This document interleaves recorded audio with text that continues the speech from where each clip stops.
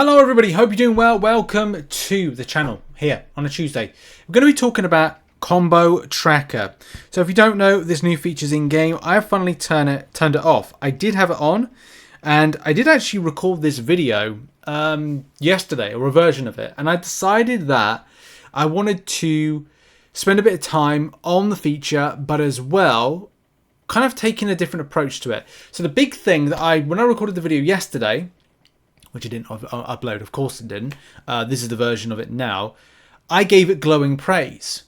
But the more that I started playing it throughout today, during my lunch break, I found that it was a massive missed opportunity. Because what this combo tracker is, it's a tracker. Yeah, okay, Rich, tracker. Yeah, that's exactly what it says on the tin. It's a tracker. Well, yeah, it's not a warning system. And this is the big thing right here, and I think that how players are looking at this particular system of Combo Tracker. And that's the problem. A lot of people are kind of looking at it like, this should warn you or showcase like what the enemy AI is doing. Now we'll get into inputs, because that's another thing as well. You can see on screen right now. Input tracking, because essentially this is like an input tracker. However, though, the same thing. It's a tracker. It's not live. It's kind of like it. I don't know really how to describe it. It's kind of like that map in Harry Potter. You know, when he's trying to get from mischief, whatever it is, thing.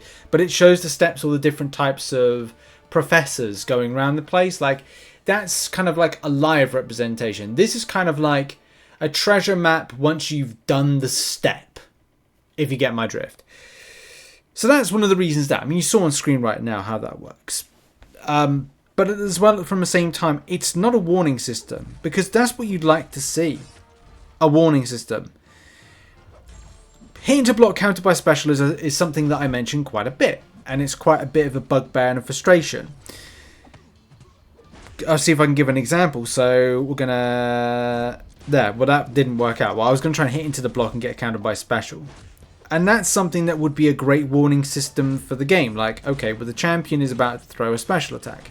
There we weren't able to see even like, okay, well, in post. And that's what this is. It's very much kind of an in hindsight perspective.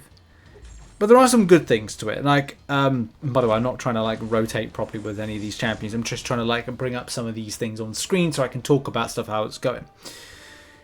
And that's one of the key things, isn't it?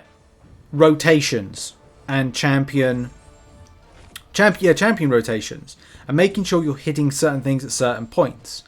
You know, prompters. The same. Funny enough, on Facebook against Mojo. Mojo gives you prompters as to, let's see if we can get one up. Hold a block. Look, I'm holding a block. That's part of the thing there. Don't hold your block.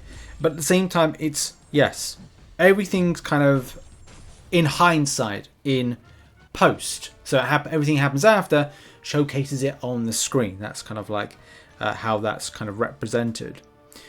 But there are some good things. The thing is, and as I said yesterday, I was going to record a video that was glowing and positive about this. And there are some definite positives. The greatest positive is rotation. Like, getting those champion rotations in are really important. Because a lot of the time when, that functions out, I did a medium, light, and then hitting with a heavy attack, which you saw that on the screen. But one of the problems I have is that I just don't concentrate sometimes when I'm playing Doctor Doom and end up doing 4-hit combos. Like there, like that. I sometimes make those mistakes. And it's not through just like, sometimes it kind of like, it just happens. Like there, 5-hit combo. Sometimes I don't do that, and sometimes I make that mistake. So at least having this up on screen is good for that. It's good for champion showcases. I don't know if Caban will, in the deep dive, decide to go, okay, well, we'll, in the champion deep dives, put it on screen so you can see the rotation, because I think that would be a very good thing. That was certainly very helpful for players kind of seeing new champions for the very first time, and also just get an understanding of kind of like, okay, well, rotation is done like this, use a champion like that, you go into here, and this is how it's done. Do this type of combo, and everything's going to be great. And that's what I'd like to see from these champion deep dives, and also some of the, sometimes, you know, there may not be like a cause right here, like am I going to get myself up to no, I just about kind of like get myself away from not getting up to that SP2, which would have been nice to kind of do the damage and rotation. By the way, trying to talk, look at the screen and engage with people at the same time is hard, man. That's why a lot of the MCOC YouTubers will pre-record their content, not pre-record the content, but kind of record the visuals on top of stuff as well at the same time. So we're trying to do a bit of a live kind of element to this. But look, mistakes happen, issues happen, and stuff like that. So the point of the good is indeed seeing those rotations. So the other kind of key benefit that we get from this combo track is indeed helping out new players to the game. And that's great. And that's really it. I can't really draw any other positives for this particular combo tracker than that. And that was going to be the big kind of thing that I would mention for the video that I was thinking of posting. But there is a missed opportunity with all this. And there is a bit of bad. So the problem is where these combos appear. My issue is they come on the screen a little bit too closely to where you swipe. And I think that's a problem for me on the placement. My recommendation would have been to put these tracking on the bottom, so just below the special bar, because what it is a distraction, and we don't want distractions. We're trying to concentrate. One of the biggest things when you're a new player to the game to understand is the level of concentration. You have to concentrate a lot on what you're doing, unless you're auto fighting, but 80% of the time you're having to rely on your own movements, your reaction time, your action speed, and the problem is distractions on screen aren't always helpful. There's big questions as to whether the striker button is in a place that is actually going to be beneficial and stuff. Look, here's the thing.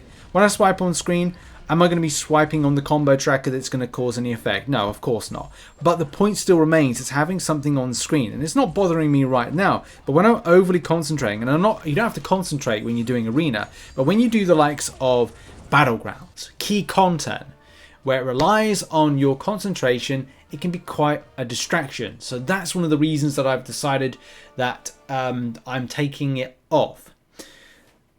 But as I said, there was a missed opportunity with the AI is scuffy, as a lot of us know.